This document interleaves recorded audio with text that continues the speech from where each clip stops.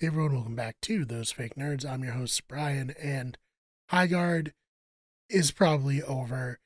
It was a very disappointing situation for anyone who played it and enjoyed it, which I did, but I'm not someone who's like ride or die for the game. I just thought it got a little bit more hate than it maybe deserved, and I can't imagine what that's like to work on a game like this and then have all this happen. But luckily, over on Eurogamer.net, Victoria Phillips Kennedy interviewed one of the developers from Wildlight to kind of shed light on what happened with everything here. So I want to go over to that article and says a former Wildlight developer has shared their thoughts on Highguard's release after its announcement at the Game Awards last year, stating, due to false assumptions around its debut trailer, were turned into a joke. Highguard closed out the 2025 Game Awards with a trailer introducing us all to a world of battling wardens and their magic mounts. The game then launched in January and quickly had a large influx of players on its release.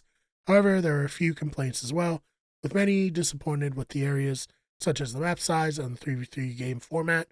The studio sought to address these issues with a number of content updates and patches, while also making it a once-in-a-lifetime 5v5 mode a permanent feature.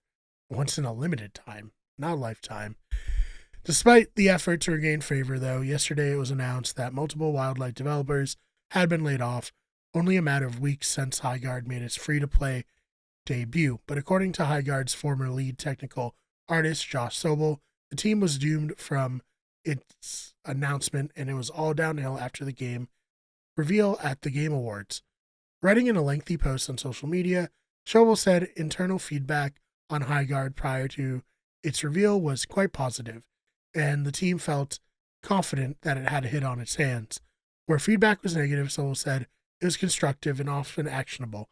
He added that those who played the game, including us, had a blast, and since we were an independent, self-published studio built with royalties in mind, many of us were hoping this could finally be the thing that broke the millennial financial curse. But the positivity left after its Game Awards trailer.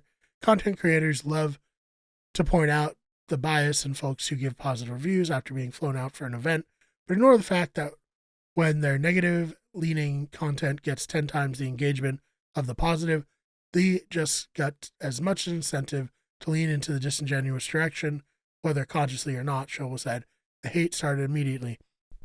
That is something that is so very true with YouTube.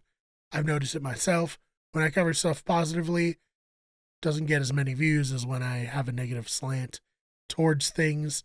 People just thrive off the negativity, and there are a lot of YouTubers in the gaming space who have built their entire career off of just being incredibly negative. So I agree with him very much in that assessment.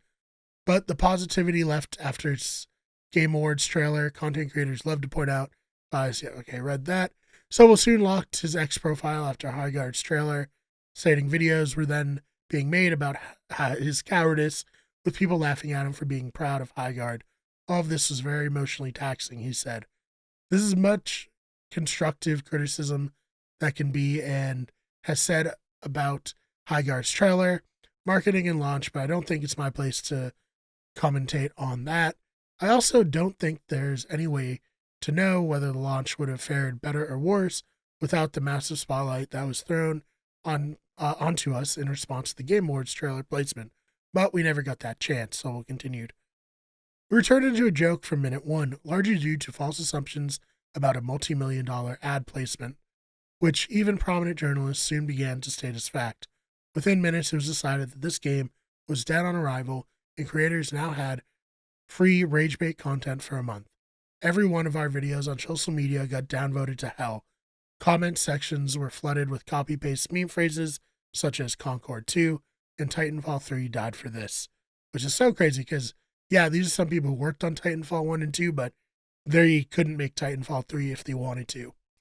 At launch, we received over 14,000 review bombs from users with less than an hour of playtime. Many didn't even finish the required tutorial. So remarked that in online discussions about the game, like Highguard, Concord, 2XKO, people tend to say developers blame their failures on the gamers. However, Sobel says that this is a silly notion, as gamers still have the power to inform discourse. I'm not saying our failure is purely the fault of gamer culture and that the game would have thrived without the negative discourse, but it absolutely played a role. All products are at the whims of consumers, and the consumers put absurd amounts of effort into slandering Highguard, and it worked. There's no denying the sting and hurt of Sobel words, but while he may sound bitter about about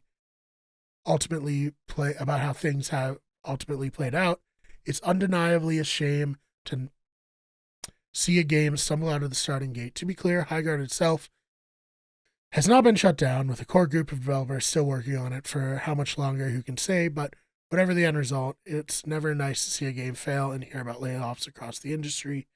As for Sobel, he said that even though his adventures have come to an abrupt and emotionally challenging close, he doesn't regret 1 second of it. So I think that's an important kind of look at the other side of these things when we make these videos, that there are real people behind these games.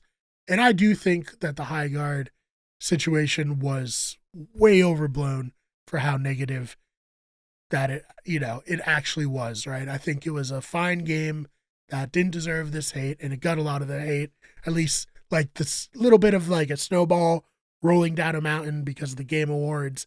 And then over time between then and when it released, it just kept snowballing and snowballing until it caused a complete avalanche. So unfortunate for them. I hope that all the developers land on their feet.